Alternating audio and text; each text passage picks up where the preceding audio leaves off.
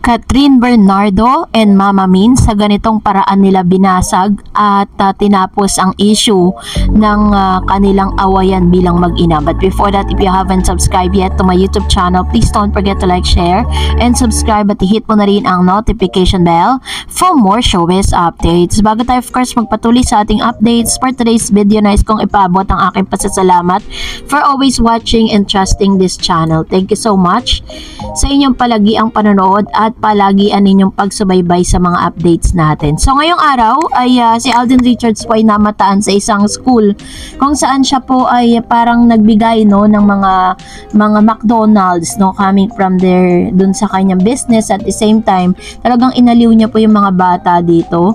And I don't know kung saang part ng school po yan, kung ito po ba sa Laguna or dito sa Manila, pero as far as I remember parang it was happen sa Laguna dun sa kanyang lugar ano. So ganitong paraan niya po ginugugol yung kanyang time no, promoting yung kanyang products, and at the same time is talagang pinasaya niya po yung maraming mga estudyante dito po sa school na to.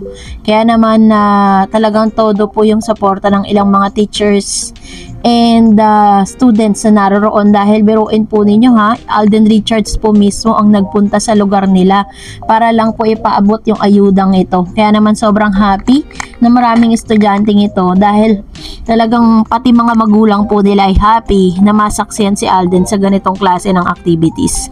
Pero this time eto na nga no, dahil matapos nga po na mapag-usapan ang patungkol sa pagkakaroon di umano ng di magandang parang relationship ni Miss Catherine Bernardo, parang iniintriga kasi ng ilang mga peddlers na nagkakaroon po ng gap or nagkakaroon po ng misunderstanding itong si Mama Min tsaka si Miss Catherine. But this time sa video po na inilabas nila, 'di ba, na pinapatunayan lang ni Mama Min at tsaka ni Miss Catherine na hindi po totoo yung mga naglalabasan, kasi pinost po ito ni Mama Min and nirepost din naman po ni Miss Catherine. Pinasalamatan kasi ni Miss Catherine Bernardo ang Maggi Magic Sarap, isa sa mga endorsement po niya no, na kung saan ay yung kanyang pamangkin na si Q ang kinuha bilang isa sa mga part ng endorsement na ito kasama ng kanyang buong pamilya. Pinakita po nila rito na talagang walang awkwardness at maganda po yung kanilang, ito po yung mga behind the scene ha, hindi pa po yan yung actual na video na mapapanood po ninyong commercial kung saan first ever commercial shoot ni Miss Q o ng kanyang pamangkin na si Q. Kaya naman sobrang happy po ang pamilya at mga magulang ni Miss Catherine Bernardo, at ipinakita nila na ito'y taliwas dun po sa sinasabi ng ilang mga peddlers na meron daw di pagkakaunawaan yung mag-ina dahil hindi na nga raw nakikinig si Miss Catherine sa mga payo ng kanyang mami na si Mama Min. Tatandaan na sa interview ni Mama Min, sinabi niya na talagang hindi niya pinapakialaman ng mga desisyon ni Catherine, pero nandin pa rin siya sa side para po sabihin kay Catherine kung ano yung tama at kung ano yung mali. Nasasaktan si Mama Min, sinabi niya na kapag may sinasabi siya bilang magulang na hindi sinusunod or pinakikinggan ng kanyang anak.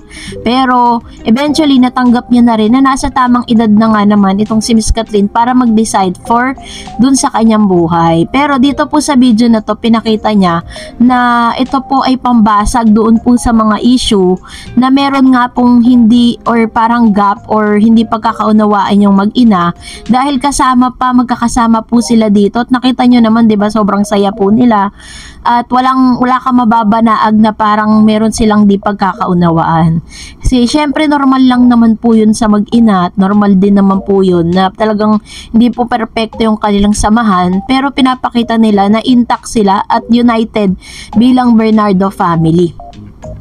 Ang pangit lang kasi dahil po sa mga sinasabi ng mga peddlers is nasisira no, pati po yung relationship ng mag-ina pinapasok na rin nila, dahil lang hindi po nagsasalita si Miss Catherine at hindi po siya nagbibigay ng kanyang statement patungkol sa mga issue na nagkakalat ngayon sa SOCMED. So dahil po dito is talagang ito yung ginagawa nila, parang sinisiraan nila si Catherine no, sa social media at sa lahat ng platform to make sure na talagang kay Catherine Bernardo mismo manggagaling ang mga sagot. Pero talaga matalino si Catherine dahil hindi katiting na salita no, para linawin yung mga issue na nagkakalat sa SOCMED. Never niya pong gagawin yan. Talagang nakafocus lang po siya sa kanyang pamilya at sa mga trabaho na kanyang ginagawa. Kaya naman talagang marami po pa rin talaga nagtatanggol kay Catherine Bernardo, kahit mas marami yung mga nambabash, pero meron pa rin nagtatanggol at pinatutunayan niya sa kanya mga inilalabas na video and photos na hindi totoo yung mga nagkakalat ng mga fake news sa SOCMED. Kasama niya si daddy niya, pati po yung kanyang mommy, 'di ba? Na sa isang commercial shoot. And bihira po 'yun dahil lahat po sila diyan ay bayad. Ibig sabihin, very prominent talaga yung kanilang pamilya, kasama pa ng kanyang pamangkin. Ilang taon na rin po na sila po ang kinukuha na endorser ng nasabing produkto. Ibig sabihin, pinagkakatiwalaan talaga sila ng brand. And for that, narito naman ang ilan sa mga komento reaction po ninyo patungkol naman sa ating latest updates. Unahin natin ang komento mula kay Miss Lorena Alay. Sabi niya, bahala siya kung sino man maging leading lady niya, hindi ako susuporta kay Kat. Susuporta ako kahit sino pa ang maging leading man niya kasi alam kong sobrang main gate si Kat sa mga kinikilos niya. Ano po yun, main gate? Ayun. So anyway, maraming salamat po Ma'am si Lorena Alay sa inyong komento. Another one. Kung kailan andyan na si Kat at saka pa siya nagkakaganon, kahit ako hindi ko talaga sasagutin kung ganon klase. Marami ako nakita ng mga lalaki sa showbiz, pero hindi katulad sa kanya. Kahit anong babae niyayakap niya. Grabe si David nga, kahit hawak sa kamay hindi magawa. Nakita ko sa press con, hindi nga niya inaalalayan si Sanya sa hagdan. Ganon klaseng lalaki, mabuti. Hindi flirting sa mga babae. Nawalan ako ng gana kay Alden. Sobrang iniidolo ko siya, pero nadismaya ako sa mga nakikita ko sa kanya. Si Alden kasi napaka-sweet and gentleman. Dahil po sa pagiging gentleman niya is siya, na misinterpret siya ng marami. And sabi po ng isa pang viewer natin, si Mavela, Kat was offered the movie years ago but accepted Elena 1944 only last year 2024. Alden knows that already. According to Mami Min, the story and the script were beautifully written that even Cathy Garcia, their HLA director, offered to work as an assistant director to Olivia Lamasan, who is scheduled to direct. Being a matured movie, I would wish for Alden to be her leading man in this movie. If the story asks for one, lalo na kung makamit nila ang award for Best Actress and Best Actor respectively as PAMAS, kung mangyari man, wala na silang dapat i-prove sa lahat. Box office queen and king, Asia superstar and multimedia star. Their movie HLA holds the highest grossing film in the history, after which they can settle down. Wishful thinking on my part. Ayun. So, totoo naman, di ba? Kasi kung meron po talagang pinaka-swak at pinaka-deserving na makapartner ni Miss Catherine, dahil sila naman talaga yung nagtala na pinaka-highest, top highest grossing film of all time, is si Alden Richards yun. Tsaka, di ba, nasubukan na rin naman na magkaroon sila ng bed scene. So, kung may mga intimate scene doon, is talagang deserve ni Alden yun, kasi nakita naman natin kung gaano ka-gentle at kung gaano ka-komportable si Catherine kay Alden. Sabi ni Miss Melina Tamisin, before Miss Min always liked the pose of Alden, but now no more. Do you think Miss Min is seeing the true color of Alden? That she said to Kat to think 100 times, because even me, Kat, is in the verge where her name is being slandered or they defaming her name. Where is Alden Richards to defend her from his fake news? He was busy for himself. For me, think they are right that she's using Kat for his own benefits. He has already named before Kat. Grabe yung mga comments. Sabi ni Miss Raquel, pang-Viva Max na ba ang atake ng karir ni Catherine? Tamang-tama, nag-collab na yung Myriad Corp at Viva. Doon na si Catherine sa poder ni Alden. Gumawa ng wild movie. Char. Sabi naman ni Miss Sean, Kat idol, nire-respeto kita pero suggest ko na bawas-bawasa mo sana ang magpakita too much skin. Naninibago ako sa mga daring movies mong videos. Ayun. So, ito naman yung kanyang reaction patungkol sa isyong ito. Which is, tulad po ng sinasabi ko sa inyo, kaya po siya nagpapakita ng mga ganyan kasi piniprepare niya na, inihahanda niya na yung mga viewers niya sa parang bagong karakter na kanyang paggaganapan. Sabi ni Miss Virginia, naku, pera is nothing but decency is better than anything else. Too much body exposure, mawawala ang respect ng iba. Dapat you have to maintain your decency and morality. And another one, sabi po niya, siguro kung maganda yung story, kahit daring ang mga eksena, pwedeng pagsamahan ng cut din. Pinakita na nila sa atin na kaya nila. Like HLA, diba? Pinakita na ng cut din at bagay na sila.